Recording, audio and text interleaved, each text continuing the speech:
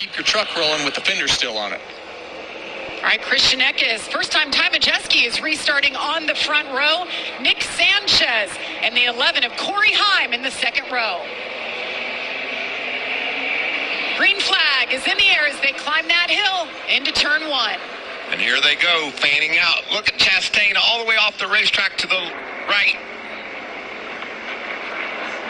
Christian Eckes with a flawless restart once again leads them. Good call, Jamie. That's how he got the lead. He just had a perfect restart. A little contact back there. That looked like Nick Sanchez had some contact, lost about 4 positions right there. And that's a great shot because it's like a funnel. Oh no. Matt Crafton gets stuck right where we just saw Carson Hocevar. Oh, he got lucky. That left rear tire was on the grass. Got it up on the grass. Remember Kurt Busch a couple years ago riding around on that grass trying to find some more racetrack. What's he going to do here? He looks like he's almost on an island. Yeah, he's just trying to find anything that isn't gravel to keep traction, and he's found it. Well done, Matt Crafton. That was great. Grass stuffed up in there. It looks like our golf game, Mike. All over the place. When you're in your opposite fairway and you got to figure out a place to get back across. And he even trimmed the grass for him. That was turn 4 where that took place, and Matt was running 11, just probably the victim of a bump gone wrong. You see Ty Majeski chasing down Christian Eckes. How impressive has he been on these restarts? Wow.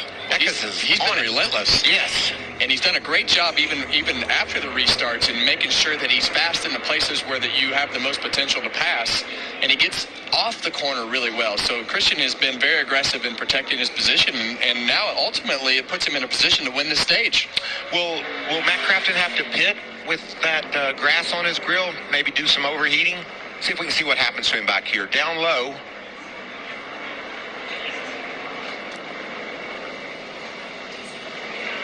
Yeah, you see Nick Sanchez there get hit and go a little bit wide. And then everything kind of stacks up. This is where it probably goes bad for Crafton. Oh, man. Was that Haley Deegan in the 13? Yeah, Haley Deegan just hit him in the left rear. That's his teammate. But he did a great job of getting out of that mess. I'm just worried about overheating and that smoke I'm seeing. Been a tough day. Yeah, the tough part about those S's, we're coming to turn 1 here.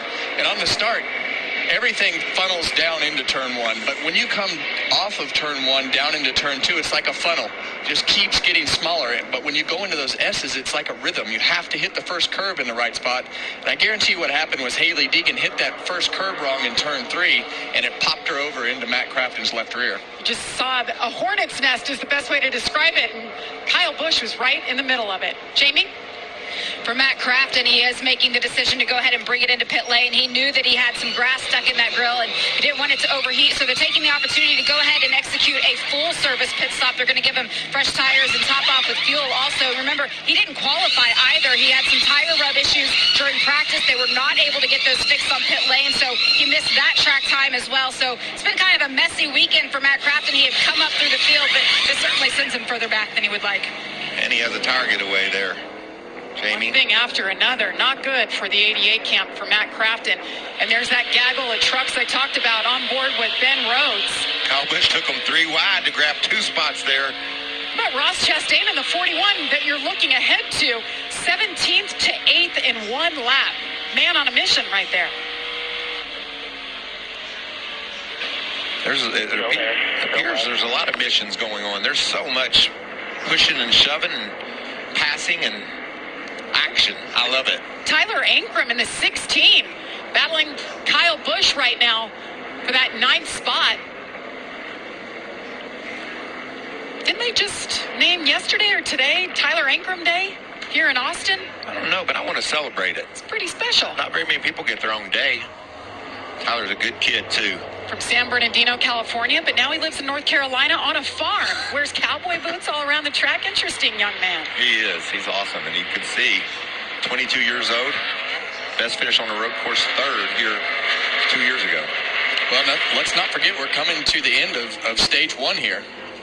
This is the final lap of it, and it's going to be Christian Eckes, winner of stage 1. He gets those 10 points, that extra bonus point So strange not bringing out that caution, right? Yeah. This is kind of fun. You get to win the stage point.